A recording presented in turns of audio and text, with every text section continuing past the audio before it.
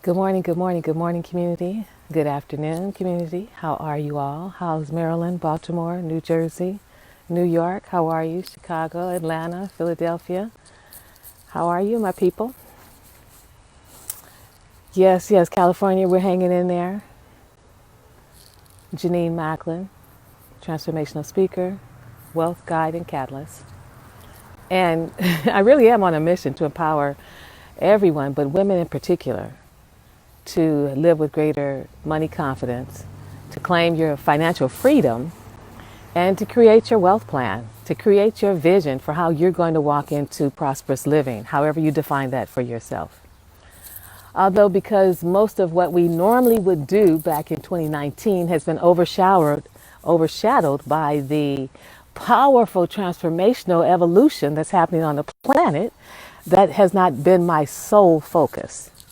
I have been wanting to empower you, encourage you, and inspire you in the midst of what we're going through, and also call you to step into action for your goals and your dreams. So let's start there. What are some of your goals and your dreams? If you're here at Infinite Prosperity, it must have something to do with prosperous living. It must have something to do with wanting to claim the birthright that's yours. I don't know many people that when there's a inheritance that's left for them, or when there's a settlement, shall we say, that's left for them, or if there's just a large amount of money that's there for you, that I don't know many people that don't go ahead and claim that. Good morning. How are you? Pretty good. So if someone said you had $10,000 in an account and you had to um, catch a train and ride on that train for an hour, and then you had to get on a bus for 2 hours, and then you could have your money then, I'm sure you would go through it, right? Because you could see that money at the end of the tunnel. Well, it's really that same way with anything else in life, is you have to see it and then be willing to take the actions to go toward it. So what are your goals? What is it that you are going to do? What is it that you are going to focus on? For some of you, I realize today that some of you may be thinking, oh, I'm just waiting for work, and then when work starts, I'll just go back to work. But you don't know 100% that you'll be going back to work in the same work that you were doing before, in the same way you were doing it. So what will you do? What's your plan B? I'm always telling my son, it's great to have your plan, but I need you to have a plan A and a plan B. I need you to always have something you can fall back on, your next level of movement or forward focus. So when that falls through, you're not sitting there saying, oh my gosh, now what am I going to do? That you always have another plan that you're aware of, that you know that you're focusing on, so that if this doesn't work out, you have something else. So you go back to work, things are going to be different. I'm not sure how they're going to separate people in all of the county, state, and federal offices. But in the meantime, the protest at some point will stop. We've gotten the attention of the entire world, which still blows my mind. It's just amazing when I see protests in London talking about Black Lives Matter, although there's black folks everywhere, or in Brazil. We're everywhere, though, so it makes sense. But what is it for you? What's your goals? If you were you that person who, when you were working, I used to do this, said that, when I get off work, I'm going to do this, this, and this. What were the goals? Because see, in the midst of all of this going on, we still have to focus on what it is we came here to do, what it is we say we want to do, and what our purpose is. And that purpose could be the greatest dad on the planet. It could be the most amazing mom on the planet who gives from her overflow, not from her empty cup. It could be being the greatest teacher, the greatest gardener, whatever it is. What is it, and are you moving toward it? Or have you gotten caught like a deer in headlights with what's happening outside in the world? There's an inner world that always needs our attention. The inner world of peace, of stillness, of compassion, of love and understanding. That's within us. And then there's all this outer stuff that actually is a reflection of our thoughts, our concerns, our worries, and our fears. But because we don't believe our thinking is an energy, and we don't believe that that thinking then becomes the energy that would impact the planet, we can oftentimes be irresponsible with our energy and with the power of our thoughts and with the power of our words in our speaking, which then impacts the quality of the actions we take in our lives. So what is it for you? Put the transformation on the planet to the side for a second. I'll come back to it. What is your goal? We're at the halfway mark. We are in June already. We're in June. And it's already overshadowed by the election. And is it going to be vote by mail? And what's going to happen? And the 4th of July parade. That person tried to do that military march before and he had to cancel it. So there's always going to be these outer pieces. But what I'm asking you about is the inner piece of you. What is it that you're wanting to be focusing on? What is it that you want for your life? What is it you want for the quality of the life that you live? How do you want to feel in living your life? Because when the marches are over with, we still will have to take the next steps. And those steps won't be as visible, but they'll have as much of an impact. Those steps will be making donations for whoever is running that we want to support. Those steps will be reading all of the information, not just voting on the president, but all of the other information in that booklet to make informed decisions going forward. We need not only a president, we need a Senate, we need a cabinet, we need everybody that's going to work together. What is it going to look forward for you as it relates to social distancing? I was out with my son and his band, and for the most part, they did good. But it's the little ones. The band members have little sisters. They've got to be like 7 or 8. They don't get it. As soon as they see everybody, they run up to you and hug. Well, the saving grace is that they're hugging down about my knees, But still, it is really going to take some effort if you're going to be out and about when it comes to social distancing. A friend of mine called and wanted to get together for lunch. I'm like, sure, where you want to go? We're going to go to Houston's, I think, in Manhattan Beach. And I said, are we sitting outside?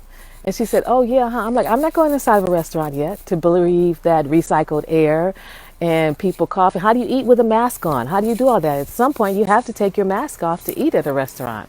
So then when she got in there, she said, oh, my God, girl, nobody in here wearing masks. Nobody's doing it. They act like nothing's going on. I thought, yeah, that's why I'm not going to the restaurants. Unless I'm outside. If I'm outside, it's fine. So things are constantly changing out here, because we're in it. We have to deal with it. Good morning. But what about what's happening inside of here? Because this is where all the changes have to happen. Who are we loving? How are we loving? Who are we standing up for? How are we standing up? What are you going to do within your own being for yourself? I mean, talking about your family, your kids. When you look at you at this time on the planet, what's going on? What do you need from you? Where is your faith?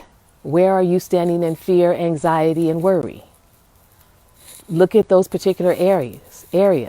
And in those places where you're standing in fear and worry or in anxiety, write that down. I am afraid of what? I am anxious about this.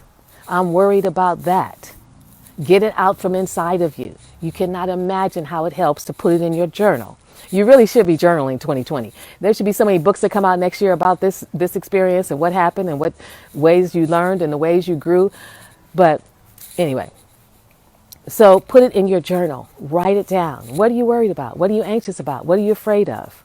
Is it that your job may or may not come back, that you weren't prepared financially, so you didn't have the savings, you didn't have the emergency fund, you didn't have anything to fall back on? Because right now, let's see, if I use March 13th as a starting date in California when we were shut down, and technically we're still shut down until July, then that would be March. So April, May, June, there would be 3 months that you would have had to have money set aside to cover your mortgage, your rent, your lease, your room for 3 months. So what are you focusing on? That's for you personally. Internally, your heart, your faith, your forgiveness, your compassion, your understanding. Are you just spending time in anger? I was talking to one client the other day and she was just angry. She was mad and she could kill people. She's going to shoot people and all of that. And I'm like, to what end? What are we doing all that for? And we get angry, but where's that going to take us? There are some strategic decisions that we're going to have to make and be willing to do. We'll march, but will you write a letter? Will you do the letter writing campaign? Will you register people to vote? Will you help get people to the voting polls? So it's not just the marching where it ends and begins, or begins and ends.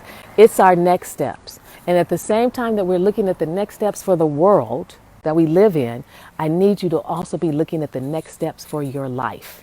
What are you doing next in your life? Where will you need to see it, make some shifts and changes for what you want to see different in your life going forward? And I know it's like, well, Janine, that's hard to do because 1 minute this is happening, the next minute that's happening. That's true, but it is not that much. We know he's going to try one more thing before he has to leave office. We know that he's constantly trying to arouse your anger and inflame people. And if you get inflamed, well, he's getting his job done. So stop getting inflamed by what he says and does. Stop. I wish people would stop responding to him. I thought they would have learned a long time ago that he wants you to respond. He's a movie star. He's an actor. So everything he does is to get a rise out of you. But nope, everybody's still breaking news. He did this. Breaking news. He did that. Really? He loves all that attention. I think the biggest thing that he would have the hardest time with is if all of us on Facebook and everywhere else just stopped talking to him, stopped mentioning him, didn't even bring him up for a whole week. He wouldn't know what to do. But we don't have the discipline for that kind of thing. I wish we did, though, because that would certainly send a message. In the meantime, though, there's internal. What's happening to you, with you, and for you internally. And then what's happening out in the world. And the world's going to do what it needs to do. The young foot soldiers are amazing. I took them food on Friday to one of the protests that they had. It was amazing. It's like 3 or 4 African-American, beautiful black children, I think 18, 19, or 21 that facilitated it. The crowd was probably about, at the Rose Bowl, it was probably about maybe 35 people, we could say, about 35 or 40. Primarily white, Latino, Asian. So that alone speaks volumes, that they came, that they stayed, and they participated and talked, because this young group wanted the conversation. Let's talk about who we are. Let's tell our stories. So they are doing what needs to be done. But those of us who are older, who may have done this before, what are we going to do? Where do you stand? So it's Monday. I need for you to set your mindset for you, not what's happening in the world. Long as there's nobody's putting any restrictions that says we can't go out of our house at all, forever, or anything. You know what the restrictions are. Technically, we're supposed to be at home, safe at home. They're varying that because they want to get the economy up and going. You can go be in the clubs and the bars and the restaurants. I'm not doing all that, not yet. I don't get it. I don't get how we're going to do all that with recycled air. So that's going to be happening. But in the meantime, what are you going to do for you, your life, and your family, your goals and your dreams? And then next, what are you going to do for the planet and the world? It could be that you're saying prayers around the clock. It could be that you are making donations. It's getting kind of weird, though, because there's so many emails coming to me. I'm not sure everybody's asking for money. Even John Lewis is asking for money now. It's just, it's a lot. It's just a lot. And you want to turn it off. It's like, forget it. I'm tired of John Lewis and the Democrats. I'm tired of Republicans. I'm tired of the virus. I'm tired of it all. Just forget it. So you have to pick and choose what you really want to be involved in, what you really want to have yourself have to deal with on a regular basis. You get to take time outs, but you don't get to stop. You've got to focus on, yes, what's going on in the world, but not too much. But more importantly, you've got to focus on what's going on inside of here, what's going to make you happy. That then will permeate to your family, to your clients, to your friends as you go on and go forward. You have to keep your ear to the world because it's a powerful year. And the election is probably one of the most powerful and the most transformational elections coming up that we could have. And at the same time, you got to deal with home, you got to deal with family, you have to deal with kids, you have to deal with school. I know. And at the same time, you got to carve out some time for you, particularly if you're the one that's not the head of your household, but you're the one that's organizing everything in your household. You might as well be the head of the household, right? So you tell me what you're going to do. You can write your politicians. That's the simplest thing you could do. Just write a letter 20 times. Have your whole family write letters. Doesn't cost you anything except for stamps. You're still contributing. You're still involved. But you don't have to worry if you're out with others and the virus. The march I went to, I went to 2 on Friday. My son is in the leadership role for the BSU at his school, which is a Christian school in Pasadena. I was surprised. They had at least 200, 250 maybe people that showed up for their march. So we're doing both. We're doing the world, and then we're doing our own personal lives and children. And then somewhere in there, though, we have to do ourselves individually. You got to get your baths. I think I took a bath last night. You got to get your rest, more than you would normally get. And if you're like, well, I'm just at home because I'm waiting to go back to work, what are those things that you wanted to do that you used to say, if I were home, I would do this, this, and this. I'm so tired of going to work. When I get off work, I'm gonna. Well, this is your gonna time. I think they're just now beginning to look at how they're going to sanitize. How are they going to sanitize huge county, state, and federal government buildings that house, I don't know, 1,000, 2,000 people in them? How do you keep those sanitized? So one thing I can say is if you don't have a cleaning service or cleaning business, you could start that really quickly. Get a contract with some of these companies at nighttime to go in and do cleaning. I suspect they'll keep the people they have and that those people will probably raise their prices and have to do more extensive cleaning. But everybody probably isn't covered. So if you're looking for a new job, that might be a new business rather, not a job, a new business. That might be a new business to start. In the meantime, though, what are you going to do? Because in the end, it's really about you. What are you going to do for you? How are you going to take care of your health? How are you going to take care of yourself and your relationships? How are you going to take care of and stay connected to your spirituality, your God, however you define that, so that there's more love, joy, peace, and fulfillment on this planet than fear, worry, anger, and frustration. And then where are you with your finances? It's funny that in the midst of the heart crisis and the health crisis, there's a financial crisis. It lets you know that money is connected to everything.